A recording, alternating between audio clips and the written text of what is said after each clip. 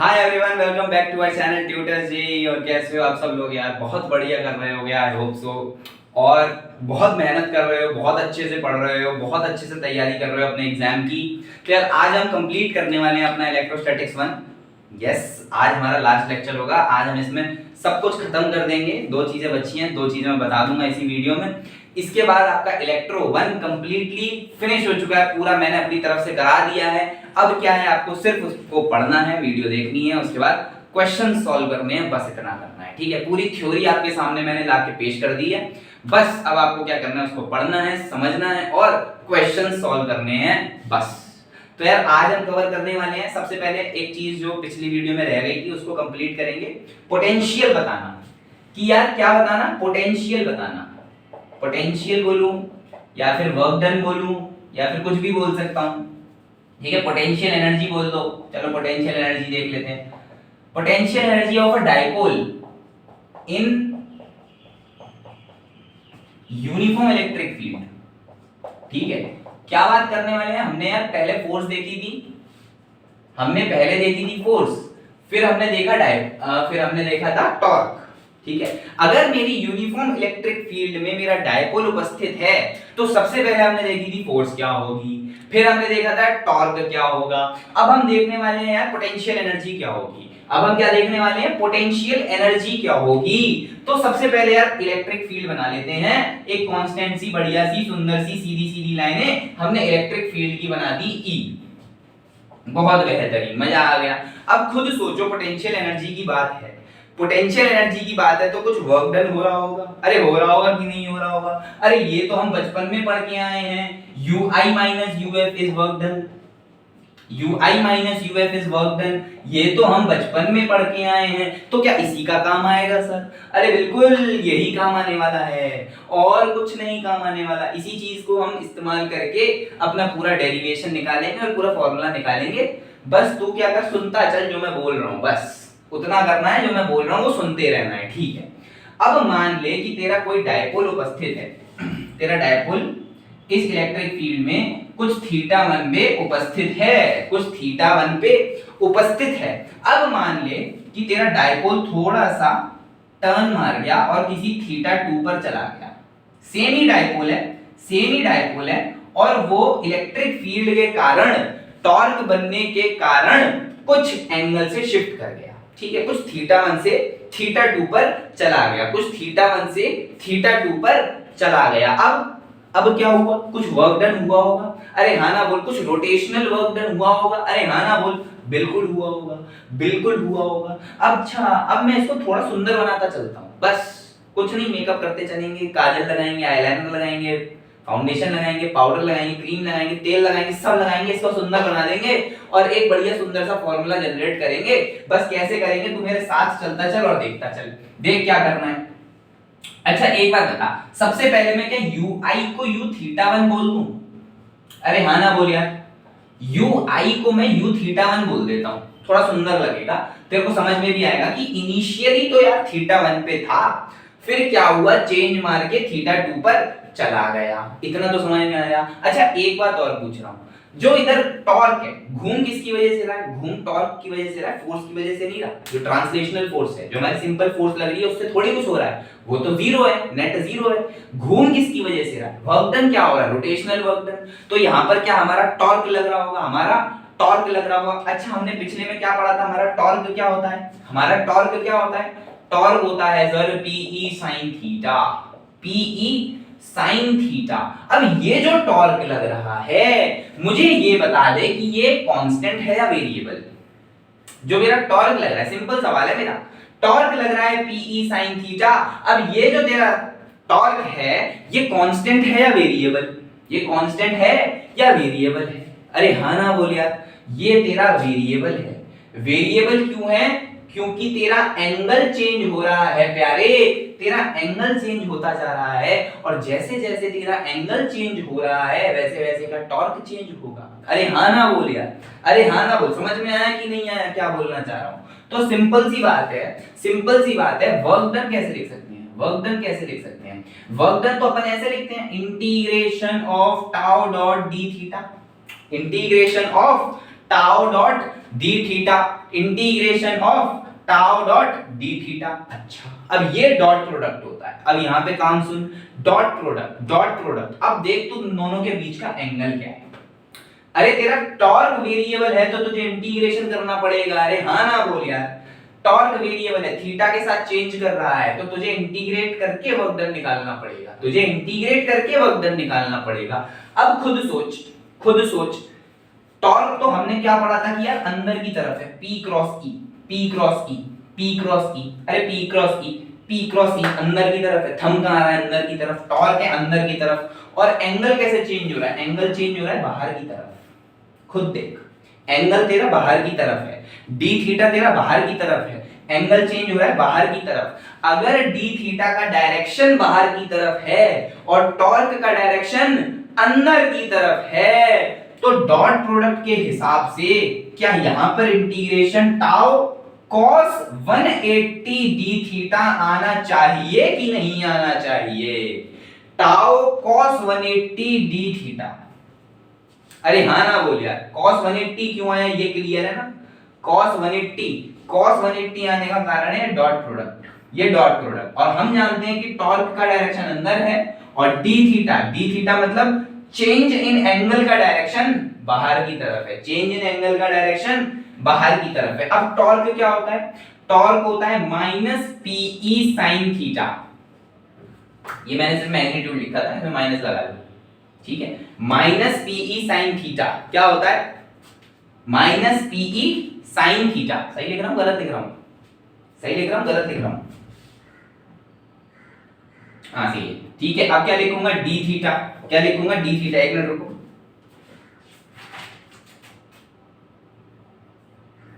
नहीं गलत है, केवल इतना आएगा, केवल इतना। मैं इसमें कंफ्यूज हो गया, इसके रिजल्ट में पहुंच गया मैं। इसका रिजल्ट आता है माइनस पी डॉट टी, तो मेरे दिमाग में वो अटक गया। ठीक है, हमारा क्या सिंपल है, माइनस आएगा ना? अरे क्यों नहीं आएगा यार, माइनस आएगा ना। cos 180 क्या होता है? माइनस 1। क्या यार तुम मुझे भी कंफ्यूज कर रहे हो, खुद भी हो रहे हो। cos 180 क्या आएगा? माइनस, cos 180 क्या हो गया? -1 माइनस पीई cos थीटा। इधर लगा दिया मैंने गलत था, ठीक है, इधर नहीं है। तो इधर क्या आ गया? टाउ क्या आ गया? P E sin theta d theta. अरे cos 180 क्या है? -1, टाउ क्या है? P E sin theta, d theta क्या है? D theta. अब कर इसको इंटीग्रेट, तो इंटीग्रेट करने के बाद क्या आएगा? Minus p E cos theta, limit क्या लगाएंगे? थीटा 1 से थीटा 2। लिमिट क्या लगाएंगे? थीटा 1 से थीटा 2। sin थीटा का इंटीग्रेशन क्या होता है? sin थीटा का इंटीग्रेशन क्या माइनस cos थीटा नहीं होता क्या? sin थीटा का इंटीग्रेशन माइनस cos थीटा नहीं होता क्या? अरे sin थीटा का इंटीग्रेशन क्या माइनस cos थीटा नहीं होता क्या? अच्छा अब ये बताइए भाई साहब, अब ये बताइए कि यहां पे क्या वर्क डन मेरा PE cos theta limit theta 1 से थीटा 2 हुआ कि नहीं हुआ? देख, माइनस cos थीटा का माइनस और cos 180 का माइनस मिलके क्या हो गए? प्लस। तो यहाँ पे क्या आ गया? PE cos theta limit theta 1 से थीटा 2। वर्क डन क्या हो गया? वर्क डन हो गया PE cos theta 2 minus PE cos theta 1। अरे हाँ ना बोल यार, PE cos theta 2 minus PE cos theta 1। अब वर्क डन क्या है? वर्क डन है हमारा theta 1 minus theta 2 which is PE cos theta 2 minus PE cos theta 1। बहुत सही, बहुत सही, बहुत सही। यही है हमारी पोटेंशियल एनर्जी का काम, यही है हमारी पोटेंशियल एनर्जी का काम। लेकिन परेशानी ये आती है कि हमें स्टैंडर्ड चाहिए होता है, हमें एक स्टैंडर्ड चाहिए, हमें एक स्टैंडर्ड फॉर्मूला चाहिए, एक स्टैंडर्ड फॉर्मेट चाहिए जिसमें कि हम शुरुआत से ऐसा करते आते हैं कि एक ऐसा एंगल ले लेते हैं, एक ऐसा पॉइंट ले लेते हैं जहां पे हमारी पोटेंशियल एनर्जी जीरो बनती है। ऐसा हमने नॉर्मल भी किया था, जब हमने इलेक्ट्रोस्टैटिक्स पढ़ा था तब भी हमने नॉर्मल पोटेंशियल एनर्जी में किया था। डायपोल पढ़ रहे तो डायपोल में भी करते हैं, स्प्रिंग पढ़ते हैं तो वहां भी करते हैं, ग्रेविटेशन में भी करते हैं, सॉरी, है ना। तो ये चीज स्टैंडर्ड फॉर्मेट बनाती है और वो हम करते हैं कि अगर मेरा थीटा 2 90 डिग्री है तो मेरा u थीटा 2 जो है वो 0 है। अगर मेरा थीटा 2 90 डिग्री है तो मेरा जो u थीटा 2 है, मतलब जो पोटेंशियल एनर्जी है थीटा 2 है, वो 0 है। तो मैं क्या लिख सकता हूं? u theta is equals to minus p E cos theta.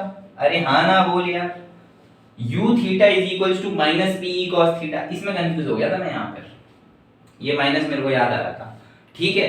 तो माइनस पीई कॉस थीटा हुआ कि नहीं हुआ? अब कॉस थीटा सुन के तुझे क्या दिखता है? बोल, वेक्टर प्रोडक्ट और डॉट प्रोडक्ट में क्या दिखता है? जैसे इसमें दिखा था क्रॉस प्रोडक्ट, इसमें दिखा था पी क्रॉस ई, वैसे ही हम इधर करेंगे। क्या करेंगे? हम लिखेंगे u is equal to minus p dot E, u equal to minus p dot E. बहुत सुंदर, मजा आ गया। यही है तुम्हारा प्रॉपर पोटेंशियल एनर्जी, यही है तुम्हारी प्रॉपर पोटेंशियल एनर्जी। इसका स्क्रीनशॉट ले लो, लिखना है लिख लो, बल्कि मैं तो यूं बोलूंगा कि रिवाइंड करके दोबारा से देखो और कॉपी में लिखते चलो फटाफट। चलिए चलिए आगे बढ़ते हैं।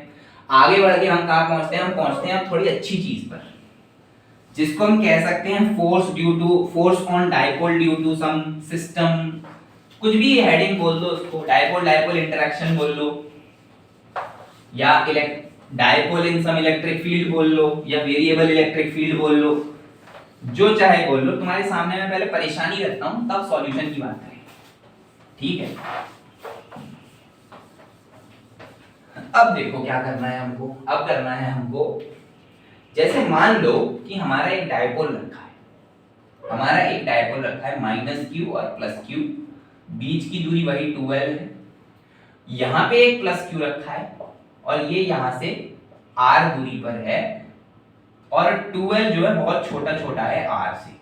अगर मैं आपसे बोलूं फोर्स निकालो, अगर मैं आपसे बोलूं F नेट निकालो, तो क्या आप निकाल सकते हैं? आप बोलेंगे हाँ सर निकाल लेंगे, कोई बड़ी बात नहीं है। क्या करेंगे F नेट निकालने के लिए? हम देखेंगे कि भैया इसकी वजह से इस जगह पे इलेक्ट्रिक फील्ड, और इसकी वजह से इस जगह पे इलेक्ट्रिक फील्ड छोड़ो, नॉर्मल डिस्टेंस लेके करते हैं। तो मैं क्या करूंगा? F नेट लिख दूंगा KQ upon r minus L का square minus KQ upon r plus L का स्क्वायर, ठीक है। एकदम सिंपल कर लेंगे, एकदम सिंपल कर देंगे तो और भी आसान हो जाएगा, ठीक है। बस इतना है। अब इतना सॉल्व कर लो तुम, सॉल्व करके क्या आ जाएगा? कुछ कुछ आ जाएगा। क्या आ जाएगा भाई? r माइनस एल का स्क्वायर r प्लस एल का स्क्वायर, या फिर और अच्छे से इसको ऐसा करते हैं ना, r square minus L square का स्क्वायर कर लेते हैं, और इधर कर लेते हैं KQ r प्लस एल का square minus KQ r minus L का स्क्वायर। तो ये चीज क्या हो गई? ये चीज तो हो गई r की पावर 4। अरे हुई कि नहीं हुई? और ऊपर क्या बचेगा? 2KQ बचेगा, तो हो जाएगा 4KQ इंटू एल। सही बात है? सही बात है कि नहीं है? अरे हाँ ना बोल यार, एक r भी आएगा, तो एक r कट गया, तो ये क्या हो गया? क्यूब, ठीक है। अब डायपोल को हम क्या लिख सकते हैं? P को क्या लिख देंगे? Q इंटू 2L, बस वहां से वही हटा दो, 2K Q और लिखो यहाँ पे, तो क्या हो जाएगा? 2kpq/r3। This is my net force. अरे है कि नहीं है? अरे क्या कर दिया सर आपने? अरे सर ये इतनी तेज तेज आपने क्या किया है? अरे फोर्स लिखी भाई, नेट फोर्स लिख दी, फिर इसको सॉल्व करा, यहाँ से यहाँ तक तो गणित लिखी है, फिर डायपोल तुम्हारा q इंटू 2L होता है वो लिख दिया। ये तो सिंपल तरीका है, ये तो सिंपल तरीका है। अगर एक q चार्ज रखा है, मैं तुम्हारे सामने परेशानी ये डालना चाह रहा हूँ कि अगर मान ले यहाँ प्लस q की जगह पर रिंग हो, डिस्क हो, वायर हो, या कोई भी सिस्टम हो, तो हम क्या करेंगे? परेशानी ये है कि चलो प्लस क्यू था तो हमने सिंपल ही कर दिया, कोई परेशानी नहीं है नेट फोर्स निकालने की। लेकिन अगर मान लो यहाँ पर मैंने रिंग रख दी, मैंने यहाँ पे डिस्क रख दी, मैंने चार्ज वायर रख दिया, तो मैं कैसे करूंगा? परेशानी इस बात की है। तो मान लो मैं इसी चीज को जनरलाइज करना चाह रहा हूं, एकदम जनरल वे में करना चाह रहा हूं, ताकि मैं किसी भी सिस्टम के लिए इसको सॉल्व कर सकूं। अब वो सुन तू, वो इंपॉर्टेंट चीज है, ठीक है, वो इंपॉर्टेंट है, उसको सुन। तो हमको करना क्या है? कुछ नहीं करना भाई, हमको कुछ नहीं करना, हम अभी भी आराम से मौज मारेंगे। सेम ही चीज बना ले, और मान ले यहाँ पे कुछ भी सिस्टम है, हो सकता है कुछ भी हो, कुछ भी चार्ज सिस्टम है, जिसकी वजह से electric field E as a function of R है, क्योंकि भैया दूरी पर डिपेंड करती है ना इलेक्ट्रिक फील्ड। इलेक्ट्रिक फील्ड तो दूरी पर डिपेंड करेगी और जितनी दूर होता जाएगा उतनी मेरी इलेक्ट्रिक फील्ड कम होती जाएगी। तो मैंने E as a function of R मान लिया, ठीक है। अब यहाँ पे मेरा एक डायपोल रखा है प्लस क्यू माइनस क्यू मान लो प्लस क्यू माइनस क्यू मान लो, प्लस क्यू माइनस क्यू माने क्या, या माइनस क्यू प्लस क्यू मान लो, चाहे जैसे मान लो यार, तुमको मैंने करके दिखाई दिया। ये दूरी मान लो dr और ये मान लो यहां से r दूरी पे, ठीक है। वो जो सिस्टम है वो उस डायपोल से r दूरी पर है और मैंने बहुत छोटा डायपोल लिया तो मैंने उसको dr मान लिया। उसमें तो तुमको कोई परेशानी होनी नहीं चाहिए क्योंकि डायपोल का बहुत छोटा होता है, ये बीच की दूरी बहुत कम होती है, बहुत कम होती है, ठीक है। अब मुझे ये बताओ कि अगर मैं फोर्सेस लिखूं in terms of electric field तो मैं कैसे लिख सकता हूं। In terms of electric field लिखूं तो मान ले कि Q पर जो फोर्स लिखी होगी वो लिखी होगी Q into E1, अरे हाँ ना बोल यार, और इस पर जो होगी वो होगी इस तरफ और वो होगी Q into E2। सही बात है कि गलत बात है, पहले ये बता कि भाई इस प्लस Q पर फोर्स लग रही है इस तरफ और कितनी है Q into E1। वैसे ही अगर माइनस Q पर देखूं तो इस तरफ फोर्स लग रही है और कितनी लग रही है Q into E2, Q into E2। अगर मैं नेट फोर्स निकालने की बात करूं तो मैं सिंपली क्या लिख दूंगा Q E2 minus Q E1। अरे हाँ ना बोल यार, ये तो सही बात है, इसमें क्या गलत है। Charge into electric field, charge into electric field एकदम नॉर्मल सी बात है, इसमें क्या गलत है, इसलिए सब सही है, ठीक है। मैं क्या करता हूं, मैं चार्ज को कॉमन ले लेता हूं और मैं E2 माइनस E1 लिख देता हूं, ठीक, E2 माइनस E1 लिख देता हूं। तो अब मैं क्या करूंगा, अब मान ले क्योंकि ये डिफरेंस बहुत कम होगा तो मैं क्या करता हूं, मैं इसको DE मान लेता हूं, मैं इसको DE मान लेता हूं। क्यों, क्योंकि E2 माइनस E1 बहुत छोटा है तो मैं इसको DE मान लेता हूं, मैं इसको DE मान लेता हूं। अच्छा, अगर ये मेरे को डायपोल दिख रहा है, अगर ये मेरे को डायपोल दिख रहा है तो इसका डायपोल मोमेंट क्या होगा, क्या वो P equal to Q into dr होना चाहिए। अरे हाँ ना बोल यार, P equal to Q into dr होना चाहिए कि नहीं होना चाहिए। बिल्कुल सही बोल रहा हूं, कोई गलत बात नहीं है, बिल्कुल बहुत बढ़िया। तो ये लिखने का मेरा पर्पस ये है कि मैं यहां पर dr इंटू और dr डिवाइड कर दूं, मतलब dr का मल्टीप्लाई dr का डिवाइड। जैसे ही मैंने ये किया तो इस Q और dr को मैंने उठा करके P लिख दिया, यही तो मुझे करना था। मैंने क्या करा, यहां से यहां पे आ जाओ, मैंने F नेट को कर दिया P dE by dr and this is my magnitude of force, this is my magnitude of force, this is my magnitude of force for any general system, any general charged system। कुछ भी रख तू, कुछ भी रख, यहाँ पे तू प्लस Q रख दे, यहाँ पे तू रिंग रख दे, यहाँ पे तू डिस्क रख दे, यहाँ पे तू वायर रख दे, जो चाहे वो रख, तेरा आंसर आ जाएगा इससे तेरे को पता चल जाएगा नेट फोर्स क्या है। अब देख पूछा कैसे जाता है, अब सबसे बड़ी बात है पूछा कैसे जाएगा। मान ले मैं क्या करता हूं, मैं ऐसे ही कर देता हूं, ये फॉर्मूला इधर ही देते हैं, इस फॉर्मूले को मैं इधर ही लिख देता हूं, क्या है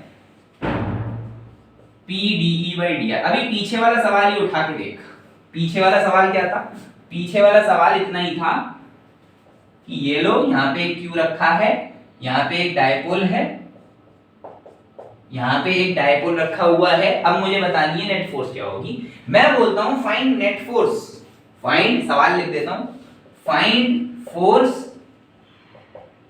on charge Q due to dipole. अच्छा, अब न्यूटन बाबा को याद करिए, किसको याद करिए, न्यूटन बाबा को याद करिए। न्यूटन बाबा क्या बोले थे, कुछ तो बोले थे, एक्शन रिएक्शन पेयर। अरे इतना समझ, जितना Q डायपोल पे फोर्स लगा रहा है क्या उतना ही फोर्स डायपोल Q पर लगा रहा है। समझ इस बात को, समझ इस बात को, आराम से बोल रहा हूं। जितना फोर्स Q डायपोल पर लगा रहा है क्या उतना ही फोर्स डायपोल Q पर लगा रहा है। अरे हाँ ना बोल यार, जितना फोर्स Q डायपोल पर लगा रहा है क्या उतना ही फोर्स डायपोल Q पर भी लगा रहा होगा। अरे सिंपल बात है, इसमें क्या परेशानी है। लेकिन मैं इधर ये भी जानता हूं कि मेरी इलेक्ट्रिक फील्ड दूरी पर डिपेंड कर रही है और चेंज हो रही है, वो कुछ E as a function of R है, और E as a function of R for a charge Q क्या होता है, के क्यू बाय आर स्क्वायर। अरे हाँ ना बोल यार, के क्यू बाय आर स्क्वायर। तो अब अगर मुझे नेट फोर्स निकालनी है, चाहे वो ऑन चार्ज क्यू पूछे, चाहे वो ऑन डायपोल पूछे, चाहे वो ऑन डायपोल पूछे, कुछ भी पूछे, मुझे लिखना है dipole d E by d r. इसको मैं क्या लिखूंगा, dipole into d k q by r square by d r. Differentiate करो क्या आएगा, पी के क्यू माइनस कितना, आर की power minus two into r की power -3 -2 p k q upon r cube. यही आया था कि नहीं आया था, यही आया था कि नहीं आया था भाई, यही तो आया था, -2 p k q upon r cube. अब ये जो माइनस साइन है ये बता रहा है आपको डायरेक्शन, ये बता रहा है आपको डायरेक्शन। बहुत सुंदर, मजा आ गया, बहुत बढ़िया। ऐसे ही तरीके से बहुत सारे सवाल बना सकते हैं। ऐसे ही तरीके से मैं तुझको बोल दूंगा यहाँ पे रिंग है, मैं तुझको बोल दूंगा यहाँ पे डिस्क है, मैं तुझको बोल दूंगा कि एक इनफाइनाइट वायर है। क्या सबकी इलेक्ट्रिक फील्ड हमने करी है?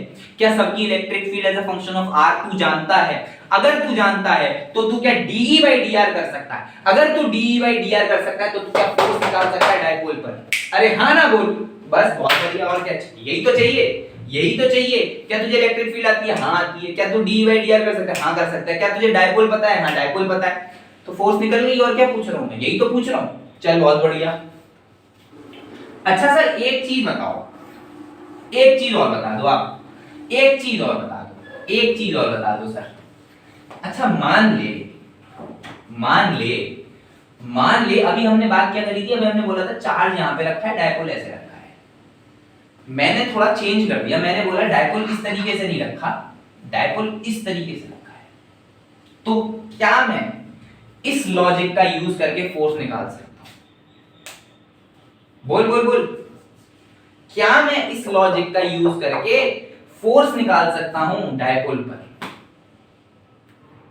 नहीं, नहीं निकाल सकता।